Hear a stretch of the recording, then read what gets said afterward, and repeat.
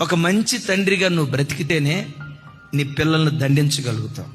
దారి తప్పినప్పుడు పిల్లల్ని హెచ్చరించగలుగుతావు. ఓ మంచి తల్లిగా నువ్వు బ్రతికితేనే నీ పిల్లలు ఎక్కడైనా అక్రమస్తులుగా బ్రతుకుతా ఉంటే వాళ్ళను సరిదిద్దగలుగుతావు. ఓ త్రాగుబోతు తండ్రి పిల్లలను తాగొద్దని మందలించగలుగుతాడా? ఒక అక్రమ సంబంధంలో బ్రతికే తండ్రి పిల్లలను అక్రమాల్లో బ్రతకొద్దని మందలించగలుగుతాడా? ఒక తిరుగుబోతు తండ్రి పిల్లల్ని హెచ్చరించగలుగుతాడా? బుద్ధి చెప్పగలుగుతాడా? ఆలోచించండి. ఒక తండ్రిగా నువ్వు దారి తప్పితే, దారి తప్పిన నీ నడత నీ పిల్లలు తప్పు చేసినప్పుడు దిద్దుబాటు చేయలేకుండా నీ తప్పే నీ నోటికి తాళం వేస్తుంది. జాగ్రత్త. ఓ తండ్రిగా నీ మీద ఏ స్పిరిట్ పనిచేస్తుందో సేమ్ అదే స్పిరిట్ నీ పిల్లల మీద పనిచేయటం ప్రారంభిస్తుంది.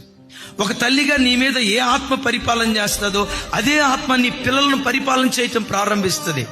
ఒక తల్లిగా నువ్వు కన్నీటి ప్రార్థన పరురాలు అయితే నీ కడుపున పుట్టిన పిల్లలు కూడా కన్నీటి ప్రార్థన పరులుగా మార్చబడతారు.